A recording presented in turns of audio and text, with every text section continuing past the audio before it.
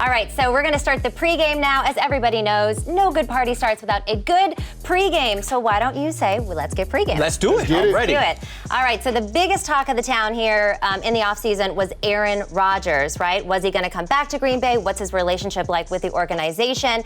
Obviously, he came back. It was the last dance. Better started hammering him for the MVP. As you know, he is the reigning MVP here. After that first game, it slipped a little bit. Didn't exactly look like the guy that we all know and love. Second game looked like the all-star that we know and love. So here's my question to you guys. Looking at the MVP odds, do we lock in Rodgers for this, or there's someone that you think has better value? I'll start with you. Well, I'm probably going against my head and going with my heart and my gambler's spirit, right? Patrick Mahomes right now, I think, has the most value because he's plus 500, and this guy is incredible. But I'm going to go with the reigning MVP. I'm going to go with Aaron Rodgers. I think he has an awesome chance at plus 1,200 to make some extra money for me. Now, the one thing that does give me pause besides the Packers defense is the fact that the Packers play the NFC West while the Chiefs play the NFC East. And that hurts me saying that as a Giants fan, that they probably have an easier schedule. I think it comes down to wins. I think it comes down to narrative. If he can keep it close, I can see back-to-back MVP happening for him. But it is a gamble. It's not a sure shot for me. It is a gamble. Yeah, but I mean, also when you're looking at these futures, nobody wants to bet the favorite, right? Patrick Mahomes is the easy thing. You want to go with a little bit more of an underdog, someone that's going to provide you some more value. So, look, I like what you're doing there. Eric, do you like? Yeah, you know, these are some great options. You know, Aaron Rodgers' history shows he's going to be in the conversation at the end of the season for that MVP. You know, he played a great game last week. He's going to be on a hot streak. You know, he gets things going. But I'm going to head over to the West Coast. I like my man Matthew Stafford with the LA Rams. I really do like this pick. He and Sean McVay have some great chemistry over there. Cooper Kupp over there, Tyler Higbee, Robert Woods.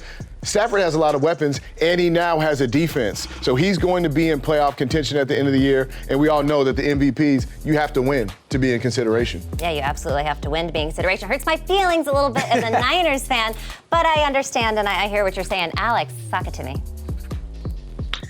I am going to stay out west, and I'm going with Kyler Murray at plus 600. He's got the second best odds behind Patrick Mahomes and Tom Brady right now. And he belongs in that conversation when we're talking about elite quarterbacks in this league with Pat Mahomes and Lamar Jackson, that level of leadership and ability to take over a game and really just take and lead a team to a win by himself. We've seen what Cliff Kingsbury and Kyler Murray have been able to do and change the conversations. When we talk about the Cardinals, they got the Jags on Sunday, and the Rams and Niners. If Kyler Murray can keep playing the way he's played through those first couple of games in these next 3 weeks, we're going to be talking about Kyler Murray at much better odds than plus 600.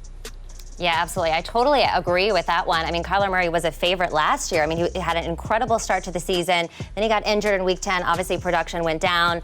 The Cardinals' biggest question mark for me is they seem to do good in the front half of the season and then kind of fall off. That's the Kingsbury thing there. But look, I'm staying also in the NFC West, and I'm going against my roots and my heart here. And I'm going to say Russell Wilson, guys, with the Seattle Seahawks. And look, coming from a Niners fan, you know it actually comes from my heart.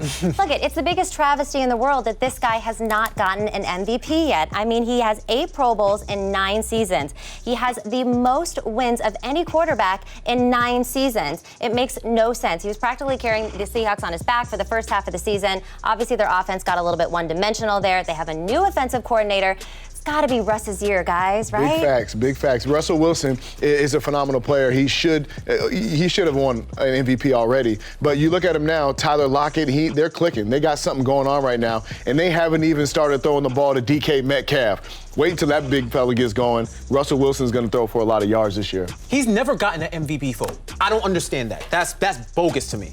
It's crazy. Yeah, absolutely bogus. All right, guys. Well, we have given you our top picks for MVP this year. You're watching the Betting Exchange live on MSG.